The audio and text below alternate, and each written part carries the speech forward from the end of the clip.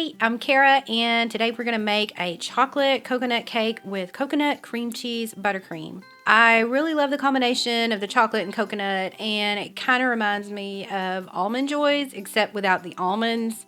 So this cake is super moist and rich, and the chocolate cake layers have just the right amount of a hint of coconut flavor in them. So if you're a fan of coconut and chocolate, I think you're going to love this one. All right, so the first thing you want to do is grease and flour two 8-inch round cake pans. And if you have just a non-stick spray, you can try that too. I just have better luck when I grease and flour the pans.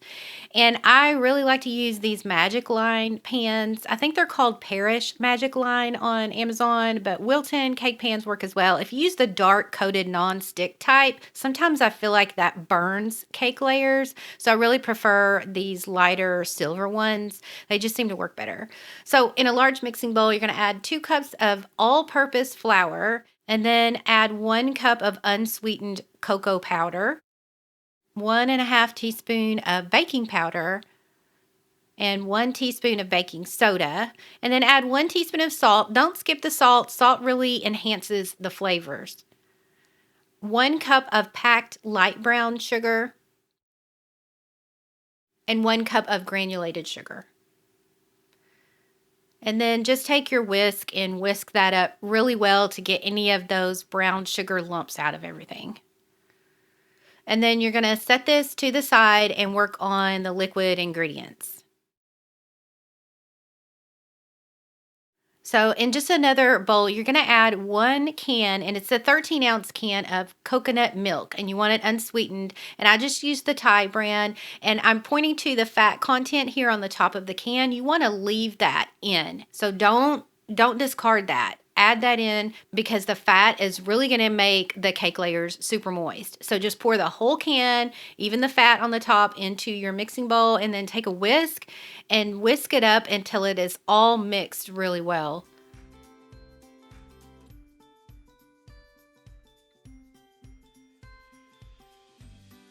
And after you've done that, add 3/4 cup of vegetable oil. And if you use canola oil, that's fine too. And add 1 teaspoon of vanilla extract. And add 2 to 3 teaspoons of coconut extract, and it's going to depend on how much coconut taste you want. I just added 1 or 2 into mine, but if you want a fuller coconut taste, then just add extra. Then add 3 large eggs, and make sure the eggs are near room temperature and not super cold. Then just take your whisk and mix it all up.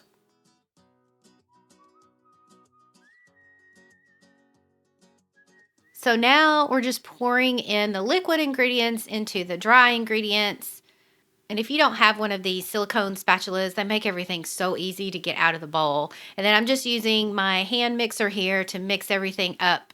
And you want to make sure that it's mixed well, but don't mix it too long. You can stop mixing once it looks good, well incorporated actually. And then always take a spoon or something, or this silicone spatula, and scrape the sides and the bottom of the bowl, and then just mix again for just another like 10 seconds or so. You don't have to mix too long here.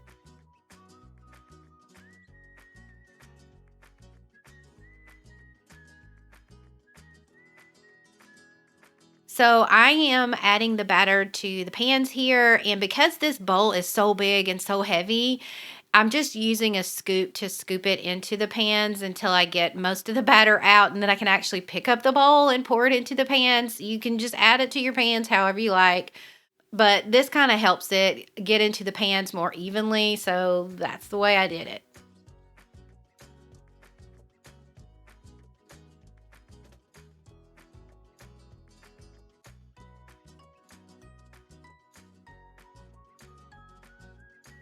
So now that it's poured into the pans, you want to bake this in a preheated oven at 325 degrees Fahrenheit for about 45 to 50 minutes, and ovens will vary, so you're going to want to keep an eye on it. So once it is all baked, you can check it with a toothpick, and there should be a few moist crumbs on the toothpick, or it'll come out clean. Once it's baked, you're going to take them out of the oven, put them on the cooling rack, and let them cool inside the pans for about 10 minutes or so. And then after 10 minutes, you can flip them over onto the cooling rack and let them cool completely just like that. So now we're going to make the frosting, and it's just 1 cup of unsalted butter and 1 8-ounce package of cream cheese. And I made sure that mine were room temperature because they mix a lot easier that way. So just mix that up. You don't have to use a stand mixer. Hand mixer is perfectly fine. I basically just use whatever is clean. Anyway, you're just going to add 3 cups of confectioner's sugar or powdered sugar, whatever you want to call it.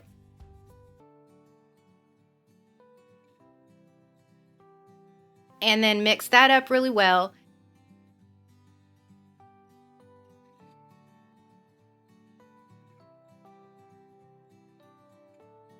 And now you're going to add 3 more cups of confectioner sugar. And you shouldn't really need any liquid at this point because the cream cheese is pretty soft. But if you do, just add a little bit because too much can make this frosting kind of runny because it's already made with cream cheese. All right, so mix that up until it's smooth, and then you can see here I'm adding 2 to 3 teaspoons of coconut extract. I started off with 1 teaspoon, and then I really wanted more coconut flavor. So you're just going to want to mix in a little bit at a time and then taste it like I'm doing here. And then add more if you need more of a coconut taste, and just mix it up and then keep testing it and seeing if you get the flavor that you want. So just mix in a little bit at a time, and once you've got the taste that you want, then just mix it up for another minute or two until it kind of gets fluffy on you.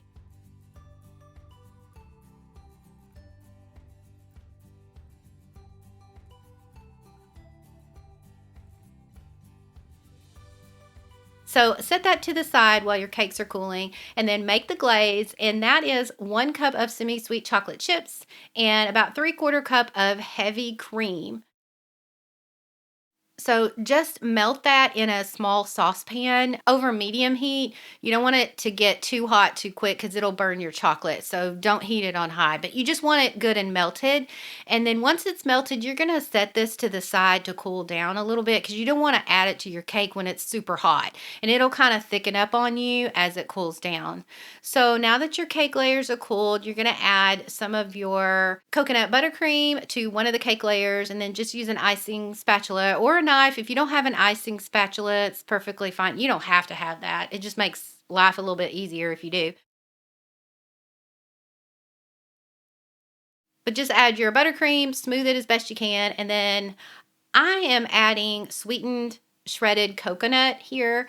You don't have to do that. I know a lot of people like coconut flavor, but they actually don't like the texture of the shredded coconut. I totally get that because I used to be that way. I guess my taste just changed over the years, but do what you want. You don't have to add the shredded coconut. You're still going to get that coconut taste in the cake and in the buttercream if you added the extract.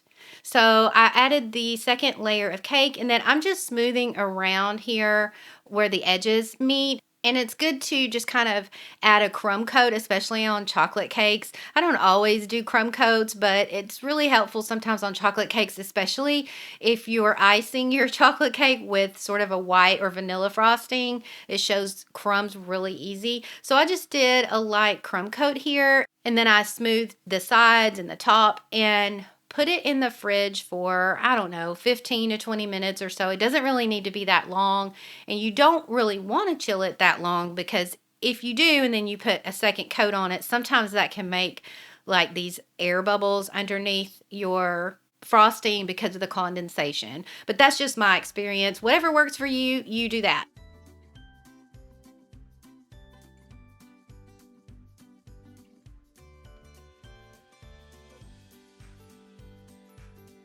So I'm just going to add another layer of buttercream here, and I'm just adding it around the sides and the top. And don't feel like you have to decorate this cake all fancy or anything. I actually really like the look of those homemade cakes that are rough iced. I really actually like that kind of look. It seems simple, and I know that the cake is homemade and it's going to taste great, but feel free to decorate it however you like. I actually like to run my spatula around the sides like this to give it some texture, and then you don't really have to worry about getting your icing smooth. So it's kind of like the perfect distraction if you really don't feel like making your icing smoother on your cake. And then just take your icing spatula and then smooth off the top if you need to do that and clean up the platter.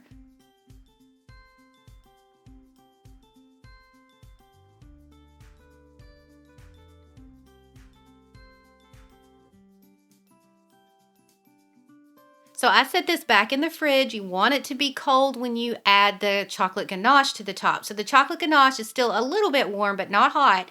And your cake needs to be cold, because if it's not, your warm ganache is going to sort of melt your frosting, especially since it is cream cheese frosting. And you can spoon this on or put it in a squeeze bottle like I did. I just like the squeeze bottle because it's really easy and quick. But you don't have to do that. You can just add it with a spoon if you want.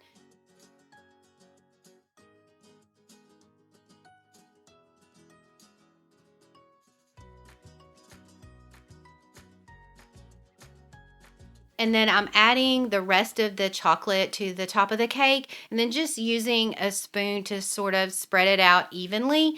And then I like to just take the spoon and sort of do a little swirl around the top. It just makes it look nice. And then, of course, you can sprinkle some more shredded coconut over the top if you like. And if you don't like that, don't worry about doing that. You can still get that hint of coconut in this cake, and you don't have to deal with any of that weird coconut shredded texture kind of thing going on. You can just get the taste. But of course, if you like shredded coconut, go ahead and feel free to add as much as you like. And be sure that you do keep this cake in the fridge if you use the cream cheese frosting, because that is perishable and you don't want to just leave that out at room temperature for days on end. If you make this cake, I'd love to know what you think about it. And by the way, you can always get the recipe at the link in the description. It'll even have a button to click to convert it to metric for you if you need that. Okay, y'all, happy baking, and I will see you next time. Bye.